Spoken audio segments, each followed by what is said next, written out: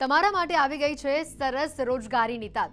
તમે પણ પીએમ જન ઔષધિ કેન્દ્ર ખોલી શકો છો અને કમાણી કરી શકો છો। આની માટે મોદી સરકાર કરશે 5 લાખની તમને મદદ। જાણો કેવી રીતે। આપણા દેશમાં ઘણા એવા નાગરિકો છે જે આર્થિક રીતે નબળા છે, જેના કારણે તેમના માટે મોંઘી દવાઓ ખરીદવી શક્ય નથી। સરકાર આર્થિક રીતે નબળા લોકો માટે પ્રધાનમંત્રી જન ઔષધિ કેન્દ્રનું વિસ્તરણ કરી રહી છે। આ કેન્દ્રો પર જેનેરિક દવાઓ ઓછી કિંમતે ઉપલબ્ધ કરવામાં આવે છે।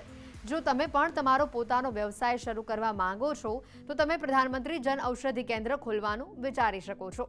કેન્દ્ર સરકાર લોકોને જેનેરિક દવાઓ પૂરી પાડવા માટે પ્રધાનમંત્રી જન ઔષધિ કેન્દ્ર ખોલવાની તક આપી રહી છે।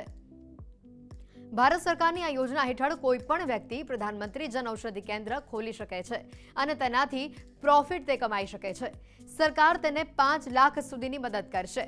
લોકોને સસ્તા ભાવે દવાઓ ઉપલબ્ધ કરાવવા માટે સરકાર જન ઔષધિ કેન્દ્રની સંખ્યા પણ વધારી રહી છે। ભારતમાં આ સમયે લગભગ 11,000થી પણ વધારે પ્રધાનમંત્રી જન ઔષધિ કેન્દ્ર છે।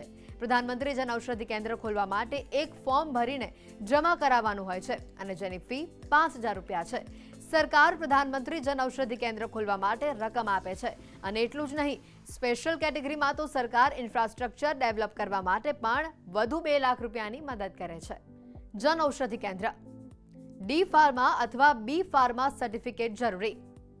આપની પાસે 120 વર્ગ ફૂટની જગ્યા હોવી જરૂરી। સ્ટેટ ગવર્મેન્ટની તરફથી નોમિનેટ હોવા જરૂરી।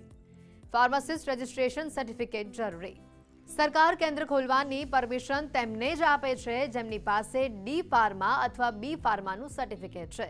તેની સાથે જ જન ઔષધિ કેન્દ્ર ખોલવા માટે તમારી પાસે 120 વર્ગ ફૂટની જગ્યા પણ હોવી જરૂરી છે।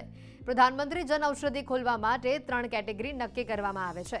પહેલી કેટેગરીમાં ડોક્ટર, ફાર્માસિસ્ટ અથવા પછી રજિસ્ટર્ડ મેડિકલ પ્રેક્ટિશનર આવે છે, તો બીજી કેટેગરીમાં ટ્રસ્ટ, પ્રાઇવેટ હોસ્પિટલ અને એનજીઓ આવે છે અને ત્રીજી કેટેગરીમાં એવા લોકો આવે છે જેમને સ્ટેટ ગવર્મેન્ટની તરફથી નોમિનેટ કરવામાં આવે છે।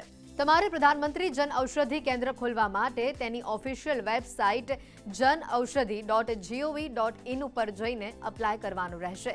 જો તમે પ્રધાનમંત્રી જન ઔષધિ કેન્દ્ર ખોલવા માટે અરજી કરવા માંગો છો તો તમારી પાસે કેટલાક ડોક્યુમેન્ટ્સ પણ હોવા જરૂરી છે, જેમાં Aadhaar card, PAN card, pharmacist registration certificate, address proof, mobile number હોવો જરૂરી છે।